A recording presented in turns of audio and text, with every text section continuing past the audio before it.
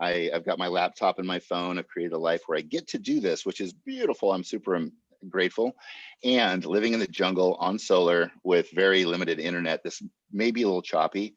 So as we go forward, I'm going to probably drop my video and just go with the audio and walk people through this. So I noticed, Janet, that you don't go very far into detail about that session that we had. Do you think it would blow people's minds a little too much?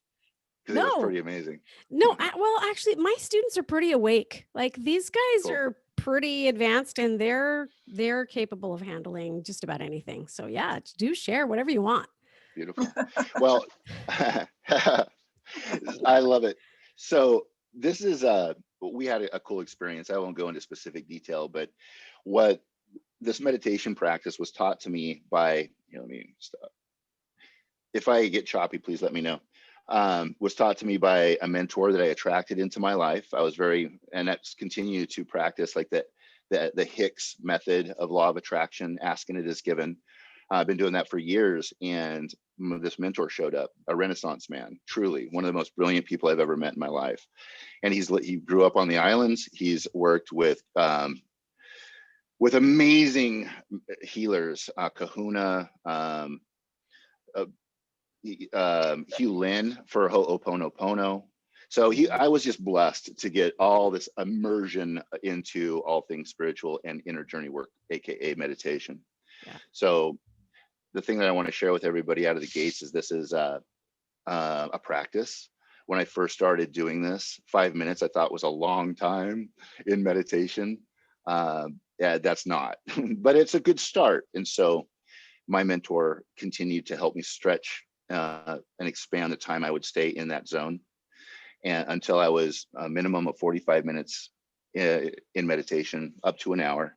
And I started doing that twice a day. And I know people are thinking, how the heck did you have time for that? Exactly. What I found is that I would go into meditation in the morning, and I'll show you a technique here today that I use. And when I would be in state and I would clean up the stuff that needed to be cleaned up, and I'll explain that, then I'm in the zone. And it's just this timeless, spaceless ether. And that's where things would start to show up. And I would have an intention of just show me, teach me, thy will be done. Show me, teach me, thy will be done. And that's where faces would show up, like, oh, that person, what? And or a thought or an idea would show up. And I had my notepad next. I always meditated in the tub. Yeah. And I would just write those down.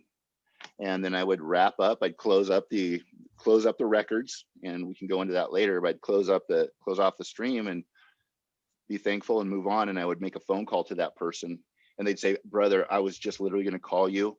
I know we haven't spoken in 2 years, but this is what's on my mind. And it would be exactly what I needed for my business, my life moving forward. And so it's kind of like in the movies where I think it was Indiana Jones, he's got this chasm and it's like lava down below. And he's like, oh my gosh. And then he takes a step, and all of a sudden, boom, a step shows up out of thin air right in front of him. Yeah. And then he takes another step over into the abyss, and boom, another step shows up. That's what it's like. And everything that was produced from that space at that time was perfect. Now, it doesn't mean that I stayed perfect with the practice, because I would take the reins and say, I got this, God, and then things would mess up and I'd get back on track. So that ties us back around to the experience that Janet and I had a couple years ago. With lots of practice in this space, what started to happen, and I encourage other people to identify this, is I have a mastermind within the ether. I've got Maya Angelou as part of my mastermind. Martin Luther King Jr. is part of the mastermind. Tesla is part of the mastermind. Abe Lincoln, and then there are living people as well. And then what started to happen, I would start to ask them questions about aspects of my life. And they, as who they are, because their energy and frequency still exists in the Akashic records, right? They would tell me and they would coach me. And then what began to happen is my future self showed up at the table, my higher self. And so I would confer with myself, and I would begin coaching myself, my higher self. And then that continued to change. And then one day, out of it, I giggle about it. It's like I saw my higher self, and I showed up with a staff and wings. I had wings. They were white wings and a staff, and I kind of looked like Thor, but not as good looking. And I laughed. I just thought, what the hell is this? And I realized that that is an aspect of me Yeah. that is timeless. Yeah. And I'm a That is protector. exactly how I saw you. Like, exactly. Like, you were gigantic and you had wings and a staff. And I like, we don't have to go into this story because it's kind of personal, but I recognized you from a previous mortal experience. Like, I recognized you as I don't know, some type of a warrior or like a guide, a protector, a warring angel, I guess, if you want to call it that. But that's exactly what you looked like when you showed up to me. So that was amazing. That was powerful. Though we had an interesting experience like that, and it was very much in that protector role with a past life experience that Janet had, and it was very beautiful because it was validation that, you know, this is an aspect of me, and I get to show up as that. I'm a protector, right? I'm not a predator. People have this, especially men, have a decision to make. Are we going to be predators or are we going to be protectors, right? Wow. And so that is what I choose. Don't always do it well, but that's where I'm at. Yeah. So good stuff. Shall we? Yes, let's go. All right. Okay. So what I like to do is just a little bit of what I learned from Carl Jung, who I was introduced to after I met my mentor, and Joseph Campbell. But Carl Jung, one of the most amazing, probably the most respected hypnotherapist on the planet ever. He would sit and communicate with people for about an hour. Generally, we're not going to take an hour. But the reason for that is we start to get in sync with one another, right? We've got to create that bond, that connection of our unconsciousness docking up so that we can actually do the work. So what I've learned is over time, by having the opportunity to share like this, that we actually go into that docked up state, right? Yeah. And so then we can actually have an effective session. I'm going into state. We're always in hypnosis. We're hypnotized on our own. And so what we're doing is we're having a group hypnotherapy session, basically. Right. Can you also address really quick, because I thought this was so good when you and I were talking earlier, when you talked about the chaos that goes on inside of people's bodies after they've been through trauma, even if it's not even from this life, they might have brought that trauma with them from a previous experience. But will you talk about that? Absolutely. So there is an amazing therapist named Gabor Mate out of Canada, and he works with the indigent addicted. And he wrote a book called In the Realm of Hungry Ghosts. And I've got 20 years, boy, I get emotional just thinking about it. I've got 20 years in recovery. And so I know addiction and alcoholism very well. And I know what people go through. And In the Realm of Hungry Ghosts talks about how addicts it doesn't happen by accident. They have trauma.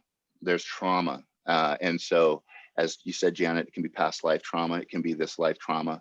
But regardless, when we're young and very open, whole brained, we're very influenced, and we're wired a certain way, and it's not wired for open expression, safety, and joy. It's generally fight or flight. A lot of kids that have experienced, or they got the label of ADHD, which I got that label. It was because when chaos is happening around us, then our brains are like, oh, this is happening again, and we check out, right? So we check out so we don't have to see what's going on around us, right? And so I was labeled the daydreamer, doesn't pay attention. And so what I found is I always had the question in my mind, why the hell am I unable to do what those people are doing? Everyone all my life has said, dude, you're the most qualified, you're the most, all these things. And I couldn't do it. I couldn't do it. I couldn't keep the lights on, be a good dad, and be a good husband, because in the back of my mind and on an unconscious level, I was chronically trying to figure out what was wrong with me. That was in the back, what's wrong with me? What's wrong with me? What's wrong with me? And then with that frequency, you know what my wife began to say to me? What's wrong with you? What's wrong with you? The person that I wanted to be Superman for And I'm doing my best on a daily basis. And to have my partner say, what's wrong with you? And I don't know. Now I do. And that's the beautiful thing, is breakdowns create breakthroughs so long as we keep moving through them. Yeah. And so over the past about 10 years now, I have been practicing forms of meditation, and for the past 7 years, ambitiously, this type of work. And what I found is that I've gone back in meditation and I sat with my 7-year-old scared shitless little self who was feeling abandoned and scared, and parented myself, because my parents, they're my best friends. I love my parents so dearly. Thank you for stepping up, Mom and Dad, to create the opportunity for me to have this lesson. But they weren't there. And so I sat with my 7-year-old self and I looked myself in the eyes and I said, man, you're okay. You're safe. And thank you. Thank you for showing up and having this experience so that we can be here. And I just sat with myself and I wiped the tears away from off my face, until finally my 7-year-old self felt safe enough to where it's like, hey, you want to go play? And in meditation, I could go play, right? And I went back to all these different experiences. And as we do that, it's like a domino effect. We're healing the future experiences more and more, so it gets cleaner and cleaner. And so now all the trauma and that energy that's being burned off, instead of being burned off into fear, wonder, anxiety, I'm able to take all that energy, because it doesn't go away, and I'm moving it into, I'm a brilliant co-creator in Christ consciousness inspired work, positively impacting the world. That's where I put that energy. So those of us on this call who've experienced radical trauma, be grateful for that, because you've got these giant battery packs of energy, like, that you can now use for creation. We just need to know how, right? Yeah. So what I'd like to do, Janet, and please guide me through this as we go. If you have questions or people have questions, what I'd like to do is just read something. This is kind of that docking up process, take about 2 minutes, and then we'll go into the practices. Okay, let's do it. Cool. So this is something that in the process of this, I've journaled a lot in my life, and I've deeply wanted to know why. Why do I act this way? Why do they act that way? Why is the world the way it is? Now it's very simple. Be joy, share joy. Raise my frequency, I'm good. All the rest is minutia. Be joy, share joy. How do I do that? So during neuro-linguistic programming, I was learning NLP. I've got some NLP background. They call people like us chaos kids, right? We are the kids who didn't have crusts cut off our sandwiches with a kiss on the forehead out the door. Some of us for a while, and then it ended, right? We're the ones who, where the hell are my parents? Am I safe? So I wrote this. This gecko is walking down my wall. And I want you guys to see if you can relate in your own way. I'm a 70s kid. I'm 49. I love that era. And so this is my story. The creation of a chaos kid. My childhood was painted with hee-haw and Starsky and Hutch, the Incredible Hulk and Dukes of Hazzard. It smelled like popcorn and Toll House cookie pews 3 times a week. Once on Wednesday and twice on Sunday, and potlucks, lots of potlucks, gussied up in brown tough skins and plaid shirts. Sunday school was a mixed bag for me. I was told to sit down and shut up a lot, but I liked the stories. I was the curious kid with his hand up asking, but how did Jonah live inside the whale? How did Jesus walk on water?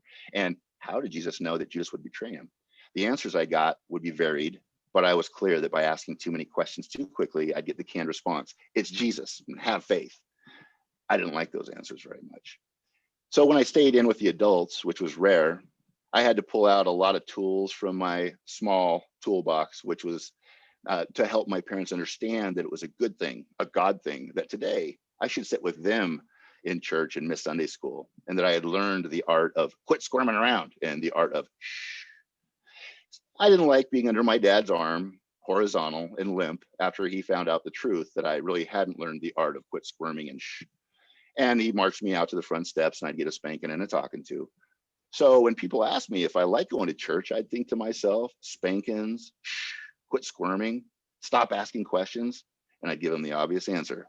Oh yes, very much. because I'd also learned of a place where people gnashed their teeth while their flesh roasted over hot coals forever if they asked too many questions. And that scared the shit out of me. Church was there, Hee Haw was there, me and Mom at the Bon Marché were there, and I'm going to move forward a little bit. Like sands through the hourglass, so are the days of our lives, made me feel bored and lonely. So I felt bored and lonely every day while Mom watched her show and got tons of great psychology and practiced on me and sister. All right. We're about there, guys. When I finally got the privilege of going to school, it was apparent to me that what was really important was to wear the right color toughskins and to find a way into one of the groups of people who were laughing and pointing at kids like me. But not just any group. It had to be the group that even the other groups wanted to be in. School sucked. But any kid could tolerate such ridiculousness and feeling alone if they had what I had waiting for me when I got home. The smell of chocolate chip cookies, fresh baked, for me, almost every day.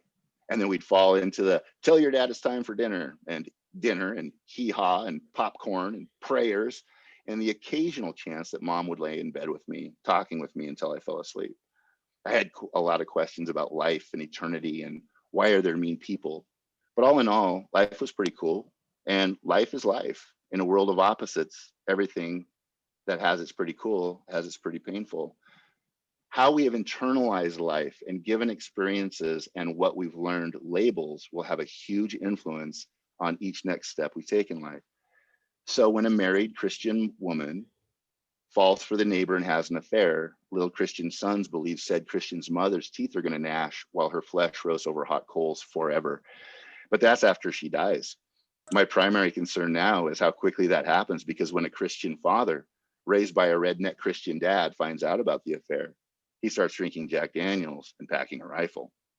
This is actually my sister's experience right here. Where are you going, Dad? Hunting. What are you hunting? Your mom. And that's how chaos kids are created. All families have dysfunction. It's just the way it is. But a kid needs a lot of time to learn discipline and feel safe and to learn who they are. I had 7 years. My sis had 11. And then the shit hit the fan. I missed 42 days of school my second grade year. The only redeeming quality of school when I went was getting to bury my face into the feathery bosom of my teacher, Mrs. Snyder, and cry. She was my 300-pound angel. She'd watching me in my chair thinking, wondering if my mom was going to die, if dad was going to go to jail, or what the night after the school was going to be like, because the days of the cookie had passed and a new era of TV dinners had begun. She'd watch, and when she could see I was about to break down, she'd call me to the hall and let me cry away from the other kids. Cruel kids, kids who made fun of anything that didn't look like everything else looked, and by all accounts, I didn't look like anything they'd seen. I was the kid whose parents divorced, who cried a lot and rarely came to school. I was in the late 70s, a part of a rare and frowned upon practice called divorce, one that would become popularized in the coming decades. In the years to come, my dad would leave to work in Alaska, 3,000 miles away. Mom would marry the neighbor who was an alcoholic and liked Bruce Lee movies and cheap, thin steak. And he liked to get drunk and throw my mom around. My solution was to once again tell her how she should leave him. And once again, she would forgive him and repeat the process over and over and over.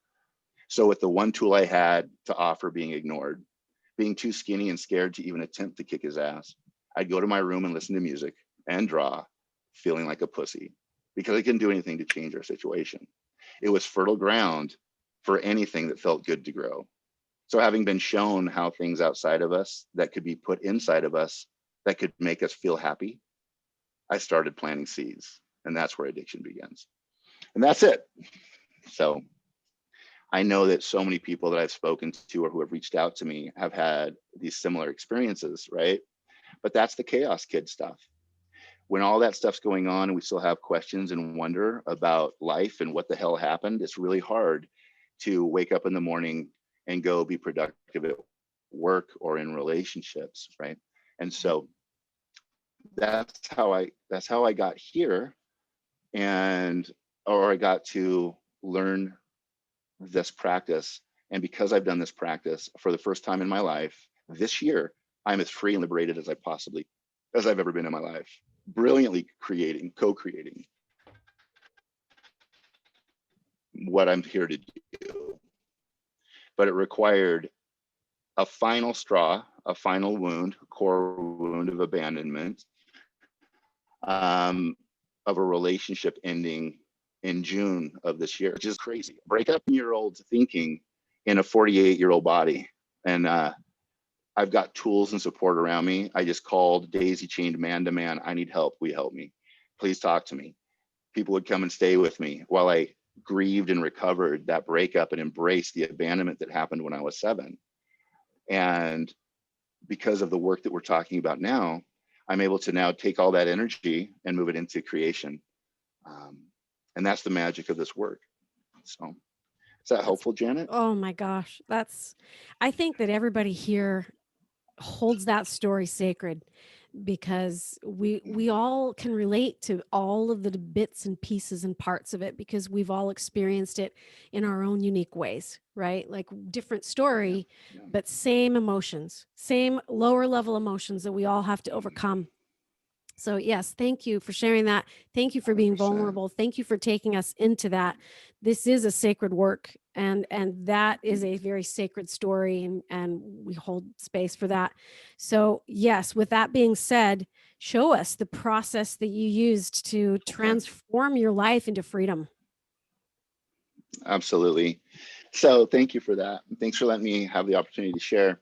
So this is a practice. This is this type of work to get to where you can sit with your hands open, your eyes open, and see balls of energy in your palms. Takes a little bit of practice. Janet and I were talking earlier before we started this that, you know, everybody's got a body, but not everybody's going to be on stage at a bodybuilding show, right? Those individuals have put in a lot of work to be on stage, and there's everybody in between. It's the same thing with this practice. We all have the ability to do this. It's just how much do you want to invest into it, right? And so what I'd like to do is walk you through the very basics of this and take you to a place that'll have profound benefits for you. And so hopefully you all raise your hand and say, I commit to doing the work and practicing this a lot. Yay. And it's fun to be able to share notes with everybody, like with Janet, just amazing stuff. So there's a quick lesson here. Most people do not breathe correctly.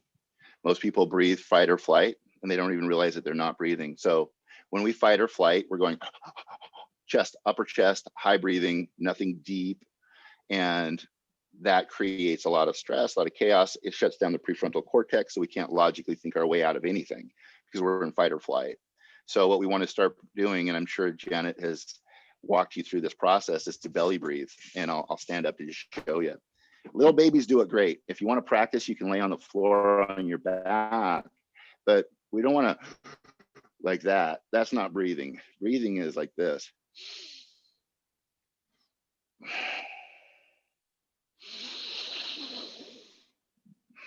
So it's belly out, chest up, shoulders back, and then reverse.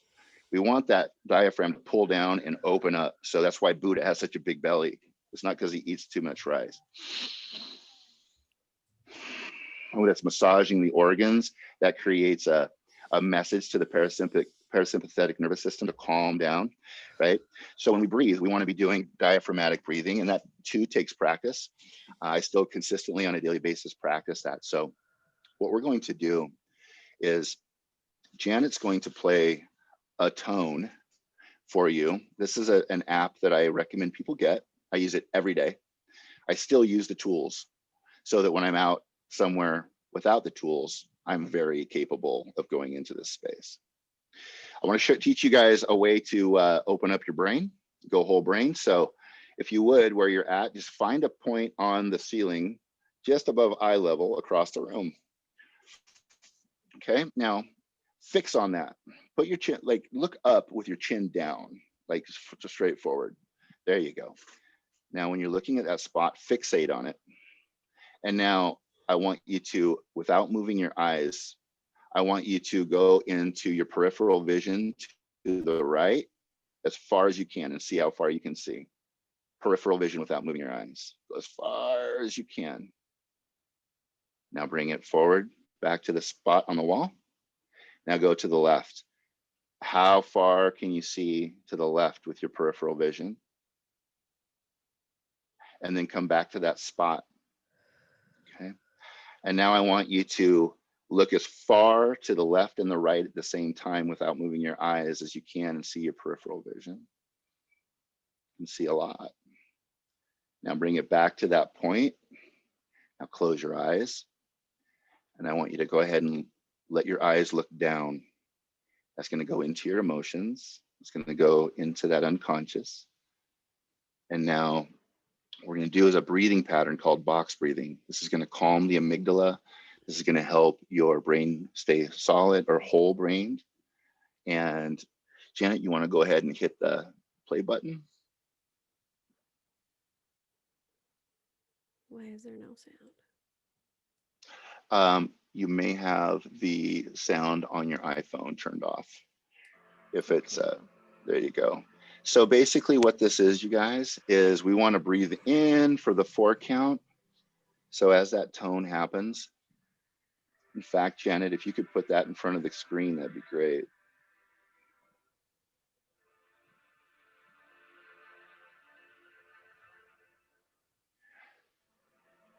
Janet, can you turn your camera on and put that in front of the camera really quick? Yeah. Just so people can see the pattern. And we're going to put this link to this app into the notes.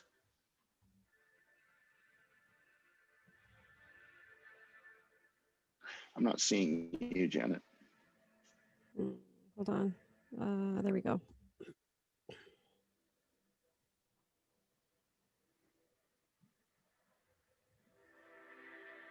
So that's the inhale. Hold your breath. Exhale for 4. Hold your breath.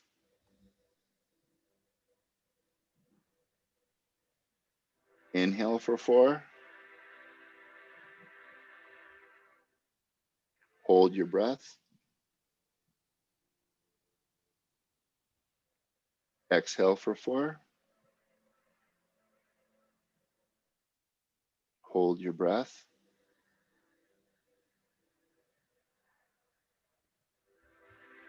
Inhale for 4. Hold your breath.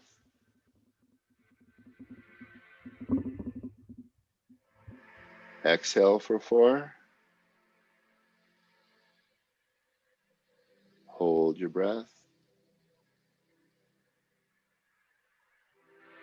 Inhale for 4. Hold your breath. Exhale.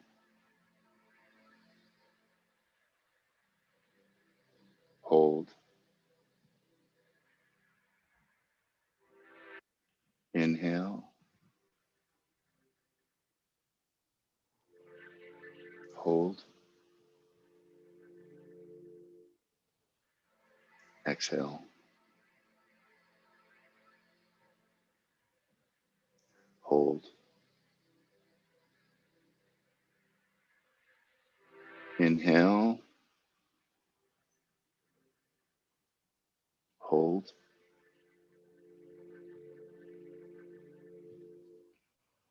Exhale. Hold.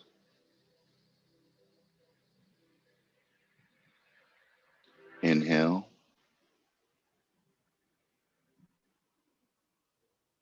Hold. Exhale. Hold. Okay, now that you've got the pattern, I want you to go ahead and close your eyes.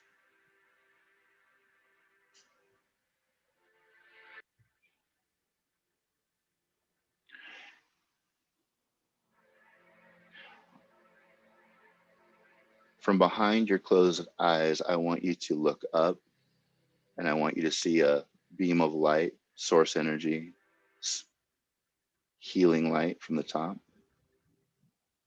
And on your inhale, I want you to breathe that loving source energy into the top of your head and filling your entire body. And on the exhale, I want you to push that light through the bottoms of your feet into the earth, just like a conduit. Inhale light. Hold that light in your body with every cell of your body vibrating. And now exhale and push that light through the palms of your feet into the planet, the earth, every inhabitant. Inhaling love and light into every cell of the body. Holding, illuminating. Exhale and push that light through the bottoms of your feet into the planet. Relax. Breathe in that loving light. See it and feel it in every cell of your body right now. Exhale and push it into the planet.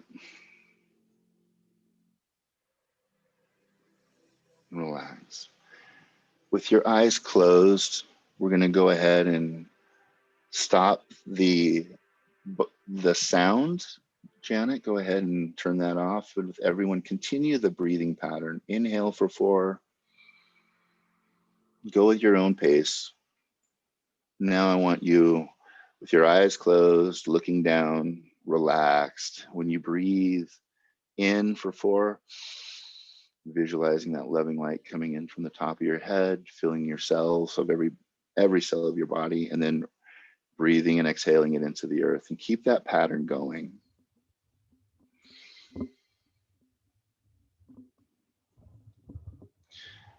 Go ahead and just keep breathing, following the pattern.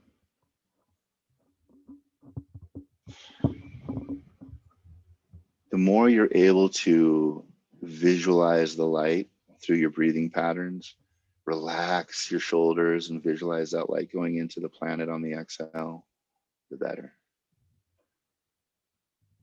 Make believe and visualization is a powerful part of what we are doing here. Do you have the Debbie prayer? Let's play that, baby. Everybody just keep your eyes closed. Enjoy that comfortable place, relaxed and safe.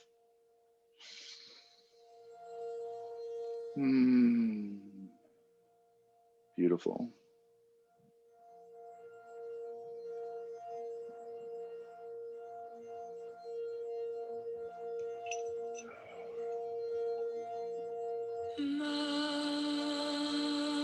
Volume down a little bit. Go ahead and turn the volume down a little bit. Beautiful. All right. While you're breathing, I want you to imagine sitting inside your body like a chair. Comfortable in that chair, sitting back.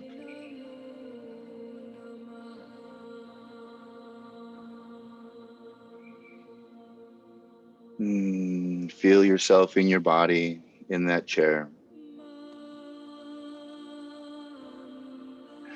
Now imagine in your mind's eye, sitting up out of that chair, turning around, and I want you to look at yourself, eyes closed, look at yourself. Look at yourself, looking at yourself.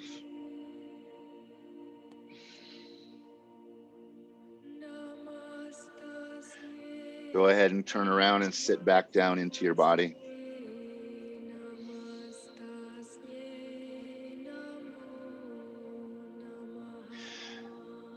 Now I want you to imagine sitting up out of your body, looking around the room.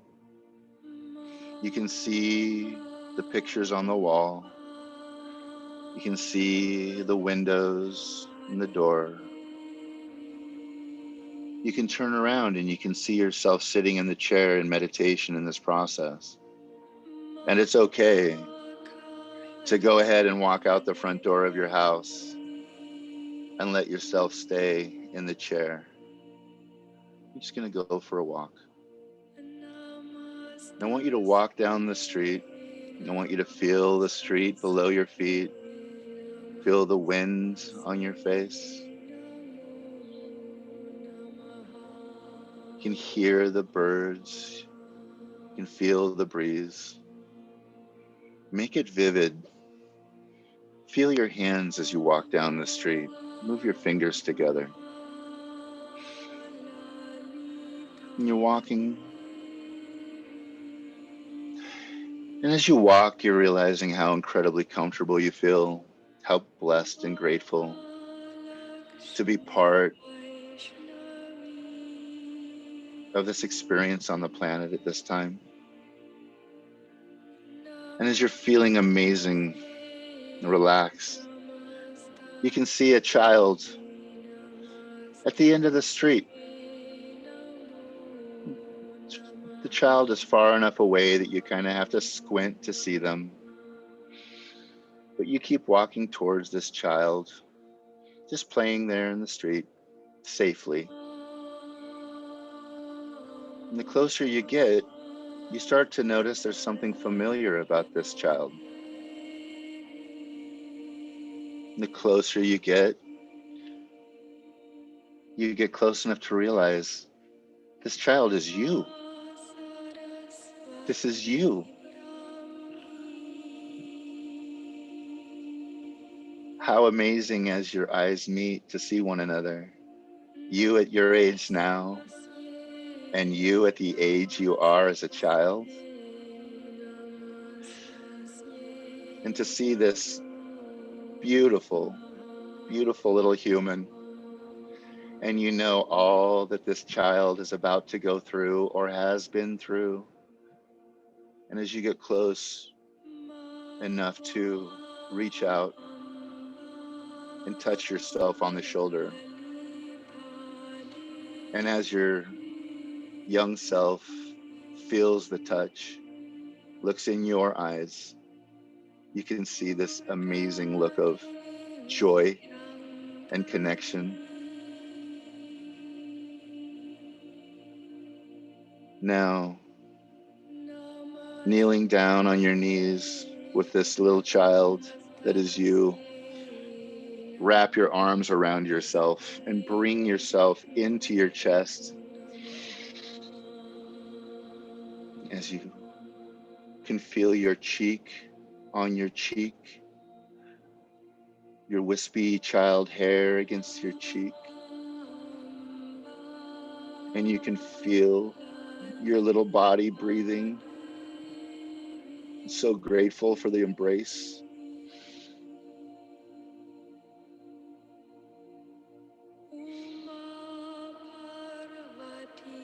What are you going to say to yourself?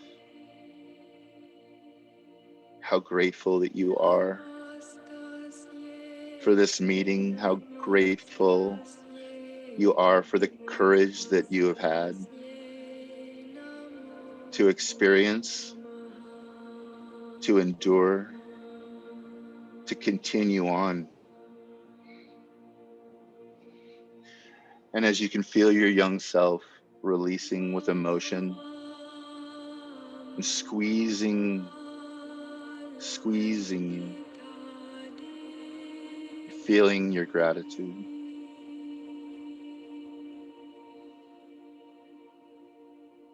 As you push and the embrace and you look at yourself, holding your little face in your hands, maybe a little Eskimo kiss on the nose, as you say thank you. Thank you for the courage it has taken for us to be who we are now. I'm so grateful for you.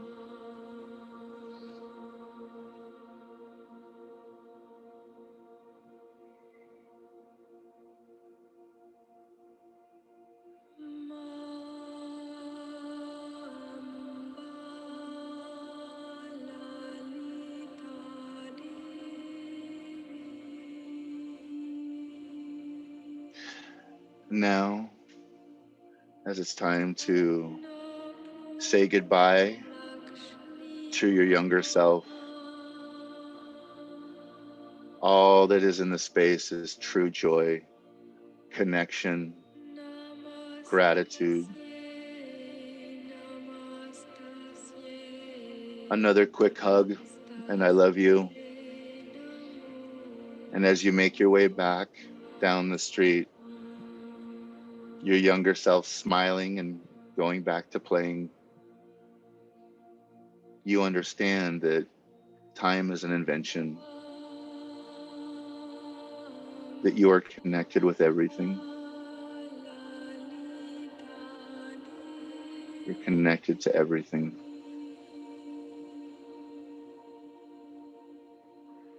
And as you make your way back to your home,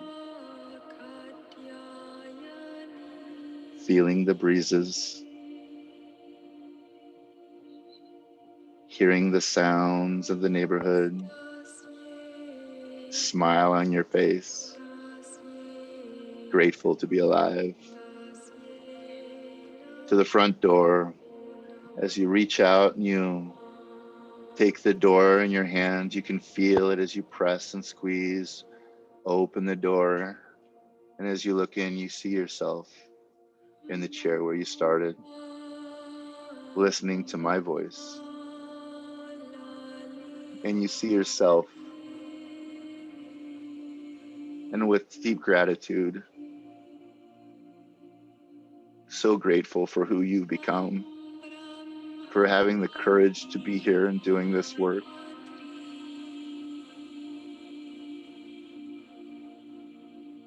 You remember that you chose to be here, and everything that has happened for your good. And now you're ready. As you move closer to yourself, I want you to kneel down and I want you to look yourself in the face, smile, and wink. And then I want you to turn around and sit back into your body as if it was a chair.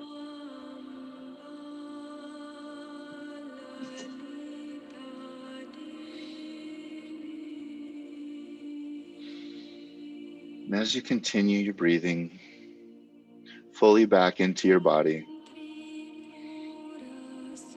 breathe in love and light. Hold it inside of your body in every cell. And rather than pushing that light through your feet, I want you to expand it from your heart center out.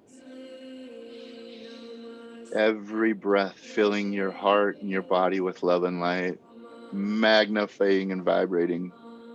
And the exhale, pushing it out like filling a balloon around you, expanding that aura. Exhaling, creating that aura. What color do you choose? Fill that space with that color.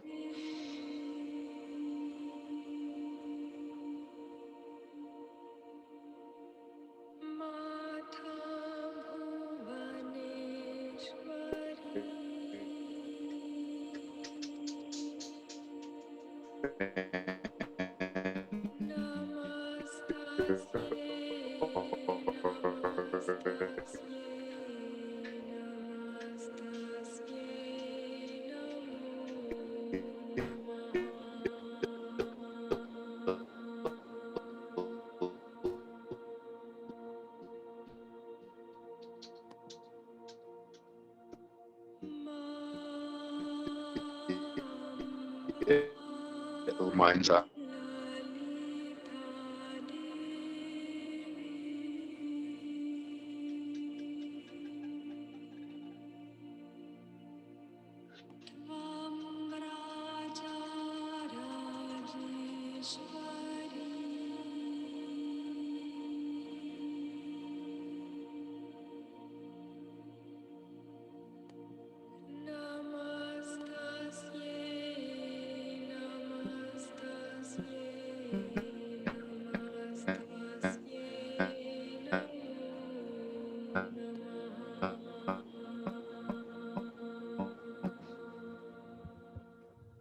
Your auric field is illuminated. Go ahead and come back in. Janet, will you?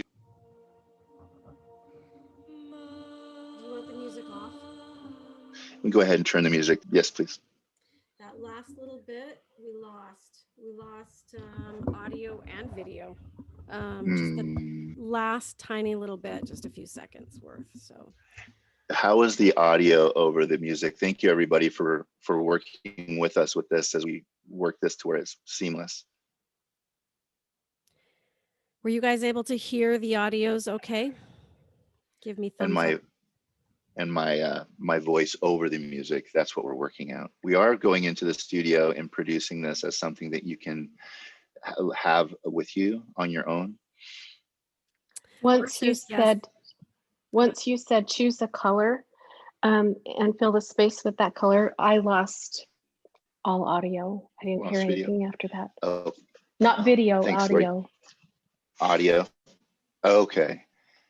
Well, thank you for that. The last part of that is when we breathe in source energy from the top, my process is to bring it in, and I see it, and it's really important to work on the visuals. If you're auditory, hear it coming in, whatever that sound is. If you're kinesthetic, feel it coming in. The more effective you are incorporating audio, visual, as well as kinesthetic, the feels, the more profound this is going to be. What I do is I see it. I see light coming in from the top of my head, filling my body on the inhale. And then when I pause on that hold, that's where I can see, feel, and hear the energy within my body and my mitochondria buzzing, and my heart going like it's an energetic. And then when I exhale, I push that through my feet, and I see it in just like a wave around the planet. And I'll do that over and over and over. Now, I took you on a journey to meet your younger self. And as we came back, what I did is I turned that loving light into the expansion. And I think it's really important, guys, the more you can hold on that inhale and hold, when you can really magnify that light to where so much so that it's like beams of light are blasting out of every pore of your body and your heart's illuminated, that's where you want to get to. But now, rather than on the exhale, pushing it into the earth, that's where I feel my auric field. And this exhale, and it has a feeling, it has a sound, and it has a color. And you get to choose the color. And I just keep expanding and expanding that until it's at the length of my arms. And that's the extent of it. Our auric field goes out a lot farther than we recognize, but I want to have a contained auric field as I go into my day. And I want to seal off the edges so that things don't get in. And so that's what I'm doing, however many breaths it required for me to expand that space. And then I seal it off, and then I can come back into my body. And here's the last thing that we've not done is if you take your tongue and you rub it right behind your teeth on the roof of your mouth, back and forth, while you're breathing, that's going to bring you back into your body. But what it also does is it mimics breastfeeding, which creates oxytocin. So by just rubbing your tongue on the roof of your mouth right behind your teeth, back and forth, and breathing, you're releasing oxytocin, which creates the connection bond, or the feeling of connection. Doing this before the visual journey is even more ideal. And then that's how I will complete a meditation session. Now, how I get and have gotten to those places where I can, and Janet knows this, and I know many of you on this training are very, very skilled. And you know what I mean when you can literally take a breath and move energy from your heart down your arm into a ball and push it across the room. Even if you do that in your mind's eye, typically is the way it is, and you can watch somebody across the room go, oh, because it's that real. Everything that we have was an idea, was a thought, was in the ether. And then things happened. Obviously, this book had to be blueprinted out. It went to a publisher, the publisher created it, and here's the book. The way it works in the ether and the quantum field is everything's light and frequency until we focus on it, we put an intention to it, and that wave starts turning into particles, literally turning into physical matter. And that's the 3D that we've created in this earth plane, right? What we're doing through this process is we're going into the 4D, the 5D, wherever we want. There's multiple dimensions happening right now. And I don't think that we even need to go into explanation of that. It's like a radio frequency. You turn the radio to a different station and you're hearing country, so there are things happening in this right here in another dimension in my life that I'm now able to access because I've been practicing what we're doing today. And there's other practices that we'll walk you through. The more skilled you become at it, the more you can experience it with eyes open in the 3D. And I can have an experience of both. When I was going through a very grievous traumatic time, it wasn't just stress. It was the fact that I'd practiced and I started to hear female entity voices with me, because I really needed to be comforted. And these beautiful voices they would encourage me and they would love on me in the midst of major grief and pain. And as I continued to practice this meditating, I call it inner journey work. It's very, and I don't want to lose a lot of people here, but I was able to actually see entities in my home, and I have multiple people who can validate this who were there. Mm-hmm.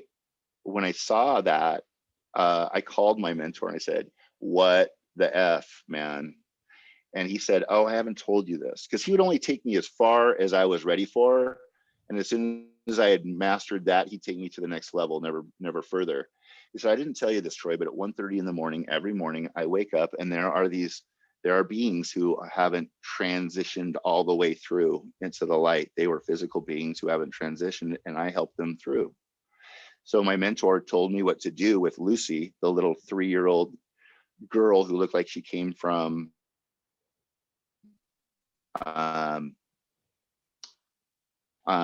so he taught me how to help her through. And so I did this process, and Lucy left happy with a smile and never returned. The last thing I'd like to share with you guys, this is very profound for me, is when I was deeply in meditation 2 hours a day, morning and night, a lot more time in my day because of it. After I did the work of cleaning up energy, and we can go into that in another training, I'm there in the zone, no time, no space. I'm just in the zone. And what would happen is it's like a movie screen behind my eyelids, just like black, black, black, and then whoop, and all of a sudden I'm there, I'm somewhere. So it was remote viewing and time travel at the same time. And one experience, this is life-changing for me, because I was raised very fundamentalist Christian. Do this, don't do that, burn in hell, go to heaven. Oh. So I showed up in my 3rd grade home. I was probably 8 or 9. And because I read to you what was going on in my life, and it was so real. My fingers, I could feel the walls on my fingertips as I walked down the hall. I could see the pictures. I could smell the house. And I was walking down the hall. Mom's bedroom's here and mine's on the left. And I walked down the hall, kind of amazed that I'm here. It's like, wow, this is time travel. And I looked in, and when I was a kid and in a lot of pain and fear, I would use my little Christian thing and I would just pray my little ass off, just God, please, please, please, please, please, please. And pretty soon the hand of God would touch me. And that's what I would do. So when I was in this meditation and I was in my 3rd grade home and I saw myself on my little bed praying, please, please, please, please, please, God help me. Literally, it's like, oh, and I walked into my room and I put my very moment that I put my hand on my chest, my little 3rd grade self's like, oh, and just started crying. Thank you, thank you, thank you.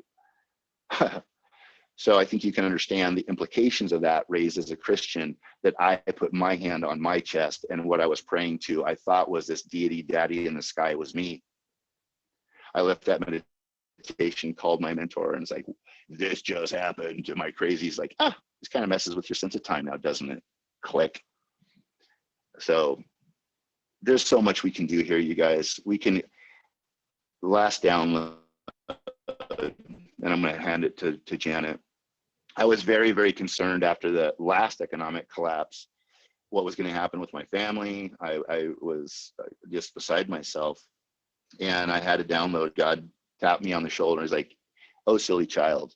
He says, "It doesn't take money. It doesn't take weapons." He says, "You can sit right here, visualize the planet between the palms of your hands, source energy to the top of my head, magnify it in my heart, push it down my arms, and then magnify the planet, holding it love and light between my hands, the entire planet and everybody on it." And the more people we teach to do that technique of bringing in love and light and holding the planet and all of us together in the palms of our hands with love, people will put their guns down. Money will transition into something that is workable for the masses, not just a select few. And that's what I hold on to this day. I believe that. We don't have to go anywhere. We don't have to become anything more. We just need to sit down with the tools God gave us, go in, visualize, and from our heart, passionately love. And that's why I'm here. And I know that's why Janet's here. Everything else is just bubblegum, marbles, and chalk. This is the work. Everybody who's watching this right now, you're here for a reason. I believe that you chose, just like I did back in the ether before I got a body. And I said, "Mom, will you do this?" And she's like, "Oh, that's going to suck, but I will." And she wasn't my mom then, but she became my mother and my father and my drug dealer and my wife and all these people. It was a script that was necessary to ascend our souls to have the experiences. And the practice is through that to be ready for what's happening right now. And I'm grateful. Janet, thank you so much for letting me have this conversation. And thanks everybody for watching. Thank you so much for being, just thank you for being who you are. Your story is amazing. Welcome. I love you. And I think that everyone can relate to that story. It reminded me, Christ said to Mary Magdalene, if you go read the book of Mary Magdalene and the Gospel of Mary, she talks a lot about this process, that Christ taught her how to do this, how to access him through this medium by going into the sacred spaces of the mind. That there's more reality that dwells in the sacred spaces of the mind than what dwells in what you think you're witnessing in mortality. And that's where creation happens, and that's where healing happens, and that's where everything that you desire, that you want to have, be, do, or give, dwells in the sacred spaces of the mind. And so this process of meditation, whatever your tool or whatever your method is for meditation, it doesn't matter. Find a meditation practice that works best for you, and practice. Like, it is a practice. It is a daily practice. We don't develop our spiritual gifts overnight. They're not granted to you by a bestowal of 100% of the fullness of your gifts. You develop into them. And that is really what we're doing. We're developing into these God-given abilities and gifts, so that we can raise the vibration and elevation of this planet. That is the work that we're here to do, and it's a sacred work. So I'm blown away. Beautiful. And I'd like to acknowledge, thank you, Lori, for the chats and commenting along the way. You're so welcome. We need each other, right? My life, I am because we are. My life began when I asked for help, and we're not supposed to know how to do all this stuff. It's in there, it's out there, but having a guide, we need a guide. Yeah. Wow. Does anybody have any thoughts or comments or remarks or questions or anything before we let you go? We're going to do this again. I guarantee you, Troy. And we're going to bring a lot more people along with us next time. But this was powerful. I think this is really good. Like, you guys can also modify this experience. In my experience, I actually picked up my little girl, my little me, and I held her and cuddled her and gave her what she needed. And I said, "Would you like to come home?" And she said, "Yeah, I'm ready." And so she just came with me. I put her inside, just like that big ball of light. I was like, I put her inside. I'm like, "Look, this is who you are." And she came with me. So that's beautiful. Yeah. Anybody else? Anybody have a question? Anybody want to chat. Yeah, that's what is really fascinating is there's so many ways in, and what I've learned over time, and I'm so grateful for the ambitious practice that I gave myself, because what happened is the one tool I had turned into 2 tools, turned into 5 tools, turned into, like, literally, regardless of where I'm at, I can literally just sit. If I'm about ready to hop on a call, I can sit and you know what I'm doing. I'm breathing in that love and light, and then I'm squeezing and I'm pushing all the energy from my chakras up into my heart, my mind, and connecting them and expanding those. And then I'm also visualizing and imagining who I'm going to connect with, right? And then I'm good to go. So it's just that quick. I'm in state. Boom. Right. So you guys remember, if you fix on anything, if you fixate on something, and that little technique, that'll open you up whole brain. Look down, go into your emotions, breathe deep, and you can think through whatever you need to think through. It's so powerful. I'm excited. It is so powerful. And this is the practice of accessing your higher self.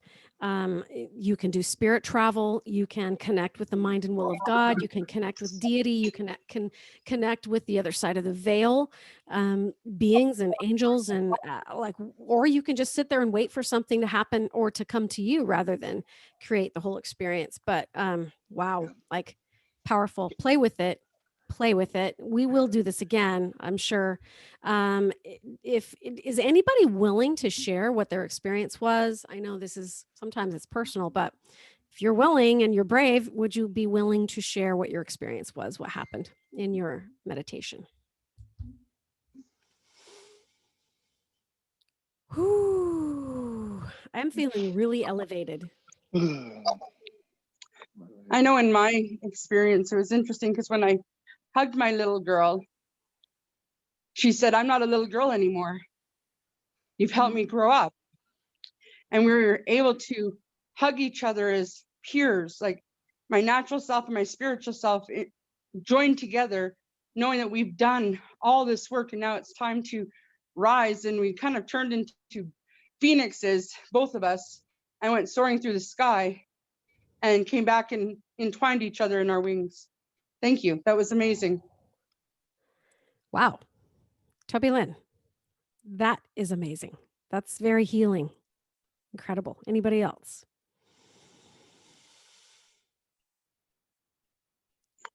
I think one of the things for me I want to also say is I'm very grateful to you as a man that showed such strong vulnerability.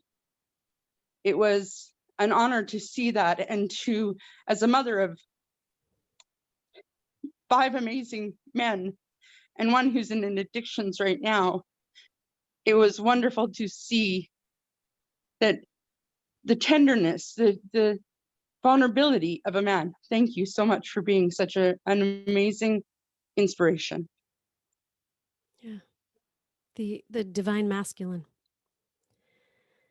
And it is inspiring. It's inspiring to see the divine masculine rise on this planet and become who they're meant to become. So is there anybody else before I let you go? I'll give you just a couple more seconds. My cell service went out right when you said that your son. I want to thank you so much for that. You're welcome. You're so welcome. I feel blessed and grateful that I get to be in this role. You know, there was a time where, yeah, I just had to ask for help. You know, I have a really high pain threshold, a lot for me to finally, please help me. Okay, I'm ready. And through many, like 20 plus years of therapy, one-on-one therapy, marriage counseling, EMDR, meditation, you know, a lot of work, I've come to a place where I'm able to, I'm comfortable sharing, and I love being able to give other men permission to share openly in safe places as well. Safe places being the key. Yeah, thank you. And thank you Thank you for that. Thank you for inspiring and modeling the divine masculine. Like, thank you for that, because we need one another. The divine feminine needs the divine masculine, and we both need to wake up and And you clearly are in that process. You came here for this, clearly. It's just your story is so amazing. So I thank you for sharing. And I thank you too for being vulnerable, like Toby Lynn said. All right. We're going to sign off. I'm going to end the live on Facebook right now. We will stop the recording. Thanks everybody for being